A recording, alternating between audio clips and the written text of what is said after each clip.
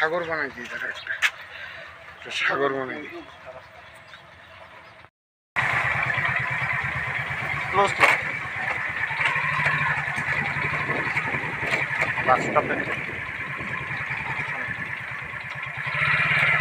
ముందు అక్క ఇంత సౌండ్ చేసి బతుక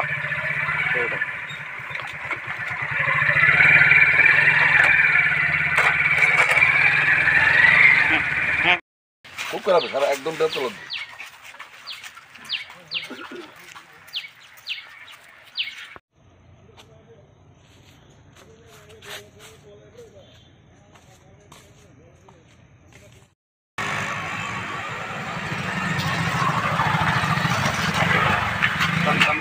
এই রাস্তাটা নবদিগন্ত থেকে বেলতলা 88-এর আগে রাস্তা ছিল প্রথম ইটসোলিং। 88-এর পরে এই রাজ্যে নতুন সরকার গঠন হয় জুটামল। ওই জুটামলের এমএলএ ছিলেন বাধাঘাটের লোকাল দিলীপ সরকার, তৎকালীন এমএলএ। উনি একসময় ডেপুটি মিনিস্টার ছিলেন। ওনার সময় এই রাস্তাটা পূর্ণ সংস্কার হয় নবদিগন্ত থেকে বেলতলা পর্যন্ত। তারপরে থেকে আর এরকম কোনোভাবে সংস্কার হয়নি। বিগত 30-32 বছর যাবত এই রাস্তাটা পড়ে আছে। বিগত 2018 সালে বিজেপি ক্ষমতা আসার পরে আমরা ভেবেছিলাম এই রাস্তাটা হবে, তার কোনো সংস্কার হয়নি। বিগত কিছুদিন আগে, মাস দুয়েক আগে সংস্কারের কাজ শুরু হয়ে বন্ধ হয়ে গেছে। আপনারা দেখতে পাবেন কতগুলি রাবিশ রাস্তার এখানে সেখানে ফেলে রাস্তা সংস্কারের কাজ করার চেষ্টা করা হয়েছিল।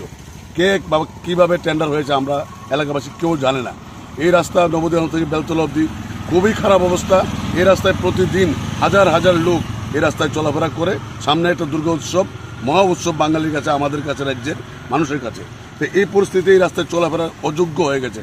গাড়ি, বাইক, স্কুটার, স্কুটি কেউ এই রাস্তা দিয়ে সঠিকভাবে চলাফেরা করতে পারছে না। যে কোনো সময় একটা মহা অ্যাক্সিডেন্টের সম্মুখীন হতে পারে সাধারণ মানুষ, এবং এখানে একটা দুর্ঘটনা ঘটলে সাধারণ মানুষেরই ক্ষতি হবে প্রথম। এই রাস্তায় আমরা সবাই চলাফেরা করি। আমরা অনেকভাবে অনেক কাছে গিয়েছি, কেউ এই রাস্তার কোনো পূর্ণ সংস্কার করার সদিচ্ছা প্রকাশ করেনি, এখনো কাজ করার চেষ্টা করেনি।